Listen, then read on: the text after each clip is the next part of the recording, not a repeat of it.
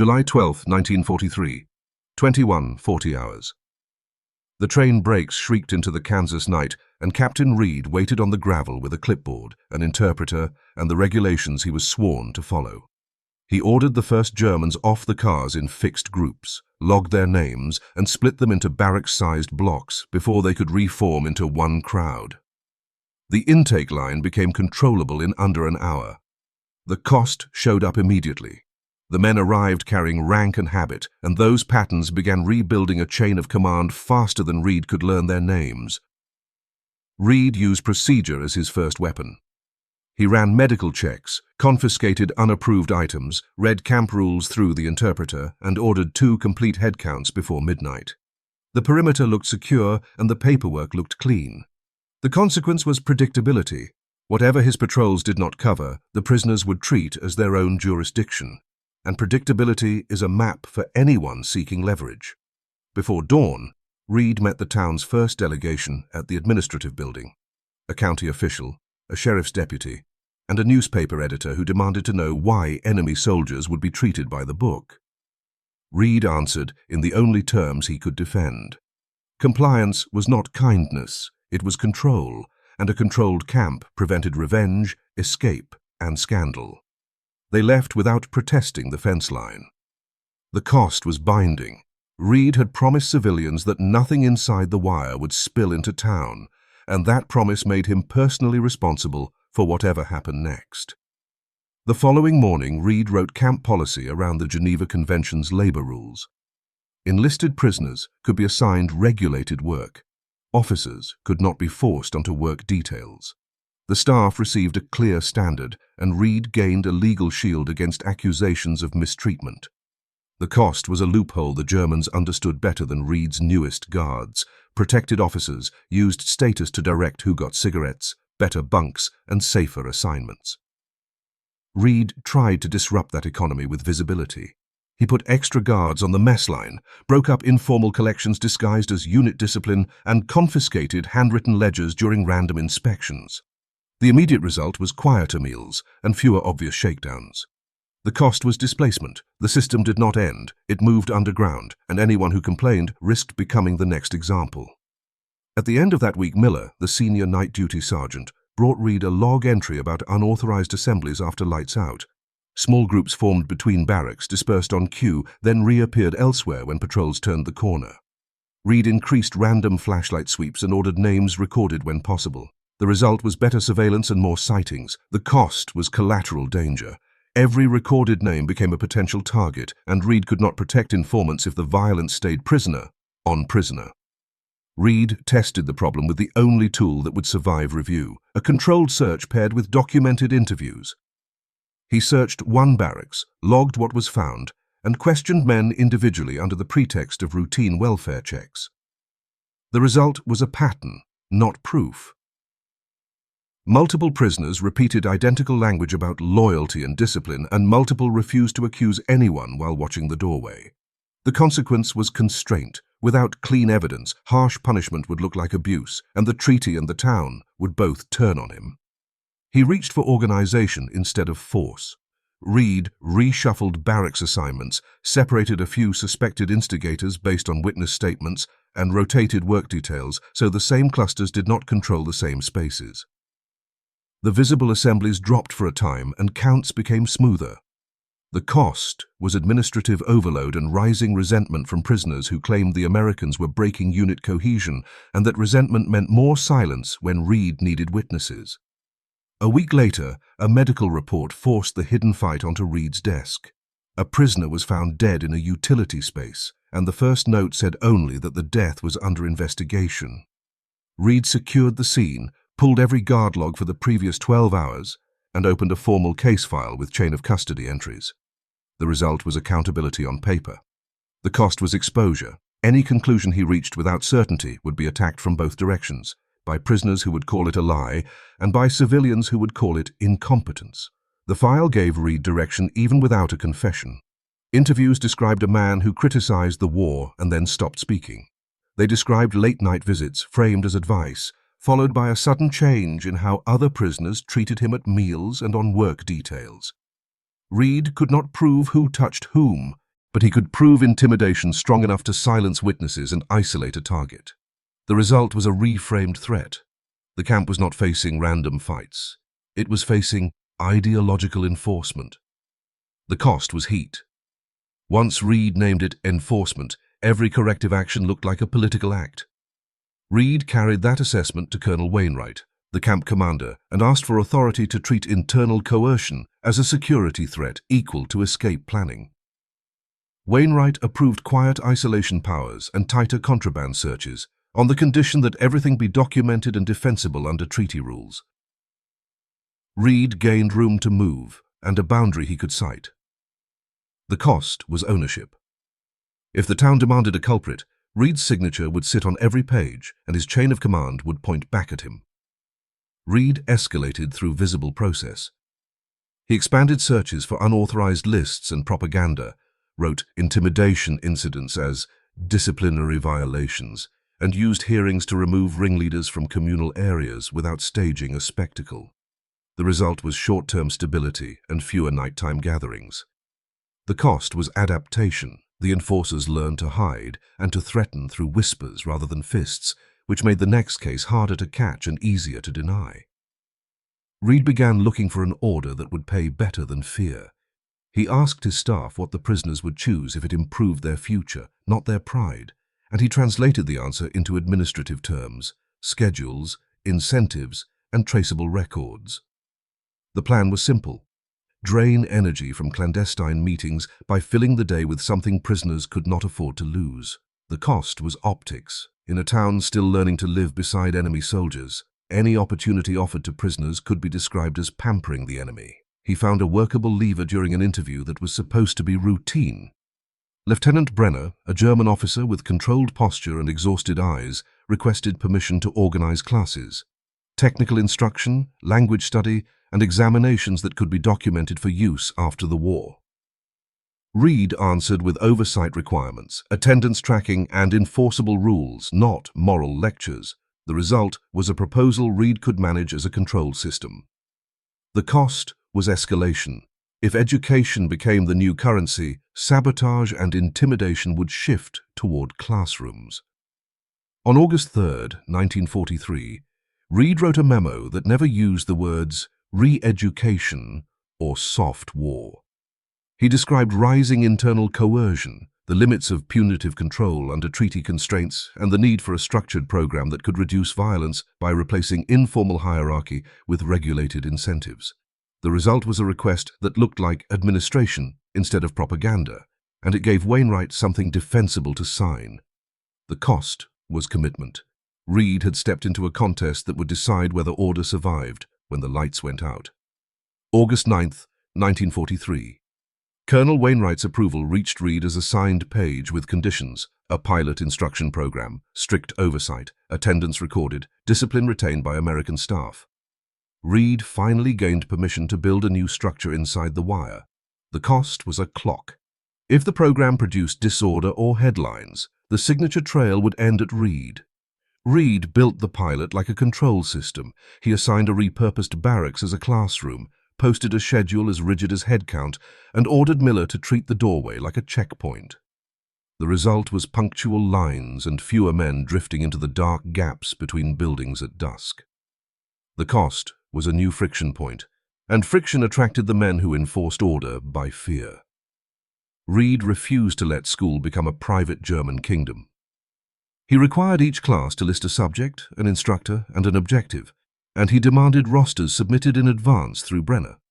He tied participation to predictable work detail assignments, and small privileges he could justify as operational. The result was measurable. Men who wanted safer routines began showing up, and the nighttime knots thinned. The cost was exposure. Every roster became a map of who was stepping out of the old hierarchy and into a space Reed could supervise. Reed accepted that every roster was also a target. The first sabotage arrived disguised as routine mess. On August the 26th, Miller reported a smashed chalkboard and torn books with no guard witnessing the act.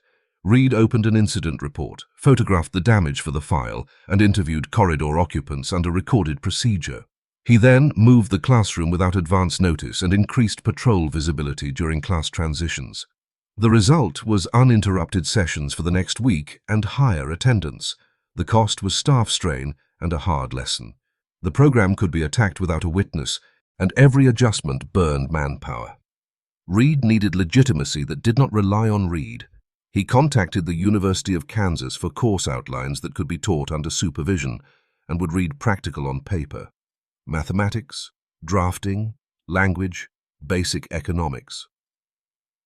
Professor Hayes arrived with templates for syllabi, assessments, and documentation that turned classes into records. The result was an operation Reed could defend with files instead of speeches. The cost was exposure. Once a university name touched the camp, the town could treat it as pampering the enemy, and Reed would be asked to justify it.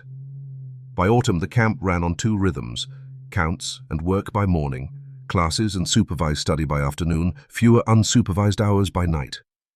The result was a reduction in the time and space where unofficial assemblies could dominate. The cost was a shift in conflict. Enforcers no longer needed public beatings. They only needed to make one student pay in private to buy silence from the rest. Brenner came to Reed with a request that avoided the word protection. He described pressure and asked for predictability, so attendance could not be punished through uncertainty. Reed offered a rule, not comfort. Harassment tied to participation would be processed as a disciplinary violation through hearings, with isolation as the penalty. The result was a promise that fear would meet procedure. The cost was escalation, because the men who lived by coercion would test any declared line. They tested it through rumor. Patrol logs recorded whispers that the school was collaboration and that names would be remembered after the war. Reed tightened neutrality in ways that looked dull but mattered. No political banners, no pledge-like gatherings, debate only in supervised periods with written agendas. The result was a classroom governed by rules instead of threats. The cost was resentment redirected toward the program and toward the men who still chose to sit inside it. The first test that produced usable evidence came as a witness statement. A prisoner reported that a senior German non-commissioned man threatened to report traitors to an internal committee, and the statement named Kessler, a figure Reed had already seen near nighttime assemblies. Reed opened a hearing, called the interpreter, and questioned Kessler on actions tied to camp rules, intimidation, unauthorized committees, and threats linked to a sanctioned program. The result was not confession, but contradictions Reed could document, enough to justify separation without claiming certainty. The cost was a new story inside the wire that Americans were using school as a weapon. Reed used the file to move without drama. He issued a separation order that shifted Kessler away from corridors feeding nighttime assemblies and away from proximity to the classroom. He followed with targeted searches for lists and pamphlets because paper proved coordination, then logged each seizure with chain of custody entries. The result was fewer direct threats reported and fewer tools for intimidation to travel. The cost was constant friction and constant labor, which meant overtime, mistakes, and more chances for someone to call the program a drain rather than a solution. Wainwright asked for numbers, not philosophy. Reed compiled disciplinary cases before and after the program's expansion, cross-referenced patrol logs, and summarized hearing outcomes tied to classroom disruption and harassment. The result was a defensible report showing fewer nighttime assemblies and more predictable movement. The cost was fragility. Reed had tied the program's survival to measurable outcomes, and one serious incident could erase months of charts. The serious threat arrived as a public accusation. In January 1944, the local paper implied enemy prisoners were getting education while American families rationed and sons died overseas. Reed met the editor, Thompson, and offered 3 consequences readers would understand. The program reduced internal violence that could spill toward town. It reduced guard workload by replacing clandestine gatherings with scheduled activity, and it stayed within treaty requirements that protected American prisoners elsewhere. The cost was that his name was now attached to the argument. Reed answered visibility with administration. He filed the effort as a formal project with standardized records, course outlines, attendance sheets, incident links, hearing summaries, and isolation orders tied to specific violations. The result was a system that could be audited and defended without improvisation. The cost was that the system left him no hiding place. Every failure would be traceable. By late 1944, Reed saw the camp's internal economy shifting. Men who lived by intimidation were increasingly separated from the spaces where incentives lived, while men chasing proof of skill treated attendance like a ration card. Reed tightened the edges. More patrol visibility near classrooms, faster hearings for harassment, isolation orders made predictable and reviewable to avoid the appearance of vendetta. The result was stability built on procedure rather than Reed's instincts. The cost was a dangerous transition period because an old order lashes out before it dies. Early in 1945, Reed added a binder section labeled Risk Assessment. He listed what a collapsing German future would do to his control system. Desperation, revenge, and obsession with any document promising a life after surrender. The result was a plan that treated the end of the war as a management crisis, not a parade.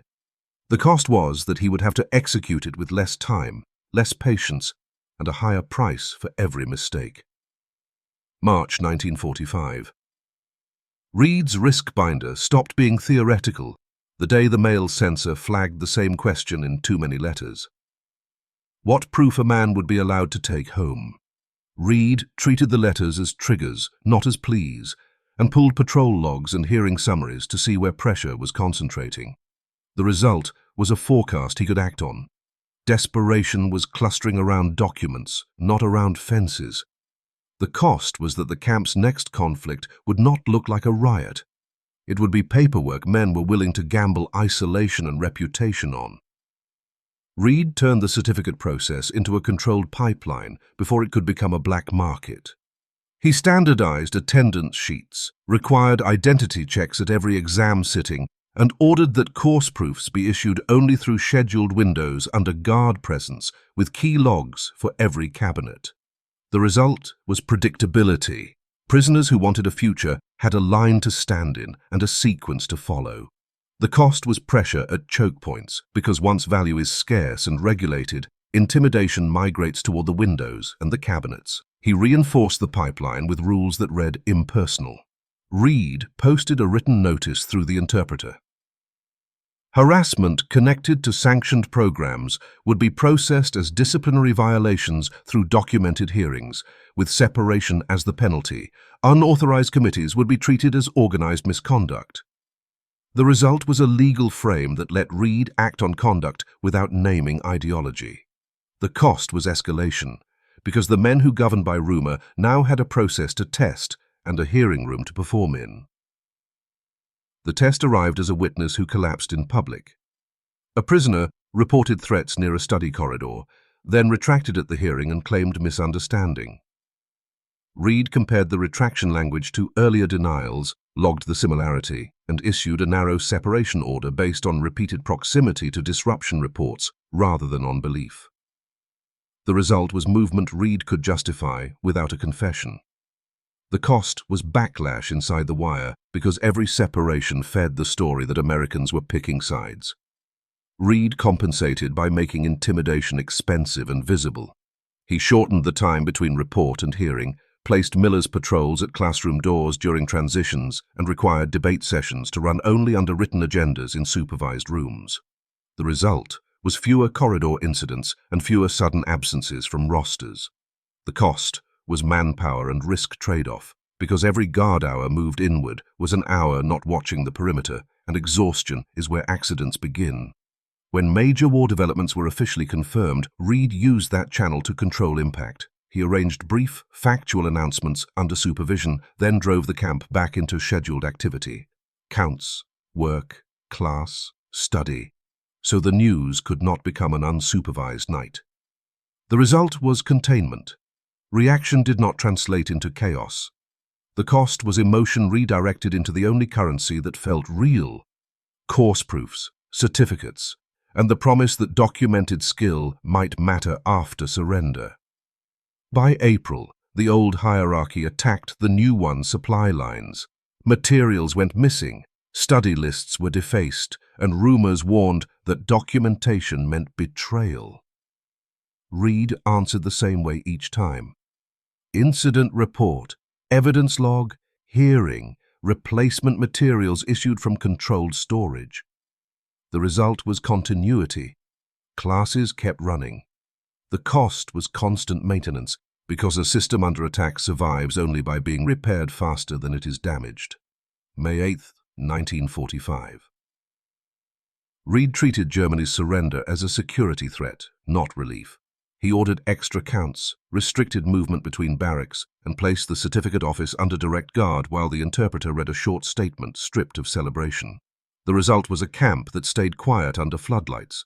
The cost was resentment, because men who had tolerated procedure during uncertainty now expected the end of the war to end restraint. Within 48 hours, the crisis came as an attempted shortcut. A group tried to seize blank course-proof forms during a shift change. Miller caught them because Reed had moved the cabinet into a monitored corridor and required key logs at every access. Reed held hearings immediately, presented the log, the patrol report, and the chain of custody record, then issued separation orders and changed access protocols so no single shift change could be exploited again. The result was deterrence built on evidence rather than spectacle. The cost was revelation. Blank forms were now worth more than contraband, and every guard knew it. Reed closed the shortcut by making proof impossible to counterfeit. Course documentation depended on a sequence that could not be bought in one grab. Verified attendance, supervised assessment, and a final identity check tied to intake records. He expanded issuance days and posted times, turning the process into controlled public lines with rosters called aloud under supervision. The result was orderly movement that replaced informal gatherings with countable queues. The cost was bottleneck agitation, because the more secure the pipeline became, the slower it ran. One absence proved the risk. When a student missed an exam after being confronted near a corridor, Reed opened a file, reassigned the man to a different barracks cluster, and moved him onto supervised work and study schedules until the next sitting. The result was a visible message that procedure could protect participation well enough to keep the pipeline running. The cost was weight on Reed, because he could not protect everyone and every intervention advertised where the program's leverage lived. Summer turned the camp from a holding problem into a transition problem. Reed received repatriation timelines, built checklists for property return, identity confirmation, disciplinary review, and final documentation, and treated each schedule change as a stress test. The result was fewer surprises as men prepared to leave. The cost was complexity. The more steps required for legality, the more steps prisoners could contest or misunderstand, and misunderstanding could spark conflict when time was shortest. Late September brought pressure from Colonel Wainwright to wind down the school. Reed argued the program was no longer a benefit. It was the camp's stabilizer, and removing it would reopen the hours the old hierarchy thrived on. Wainwright allowed continuation with reduced staff hours and stricter reporting. Reed narrowed scope without breaking structure, consolidated courses, prioritized documentable subjects, and required Professor Hayes's outlines to be filed in standardized format so the record could travel without him. The result was a smaller school that still produced defensible proofs. The cost was disappointment and suspicion, because some men read consolidation as the Americans pulling the ladder away. October 31st, 1945. Reed ran the last departure the way he ran intake: names checked, property logged, certificates issued or denied by documented criteria. Final counts completed before vehicles moved. The result was a clean transfer with no incident that could become scandal. The cost was tension compressed into minutes, because the last day is when old debts try to collect one final payment. November 8th, 1945. The camp officially closed, and Reed's final task was administrative rather than ceremonial. He boxed course outlines, attendance sheets, hearing summaries, incident reports, and final tallies, then filed a report framing the program in the only language that survived inspection. Regulated incentives, documented reductions in internal coercion, and treaty-compliant procedure. The result was proof that rules could outcompete fear long enough to prevent a final, unnecessary explosion. The cost was that the method would never look heroic on a poster, only survivable in a file.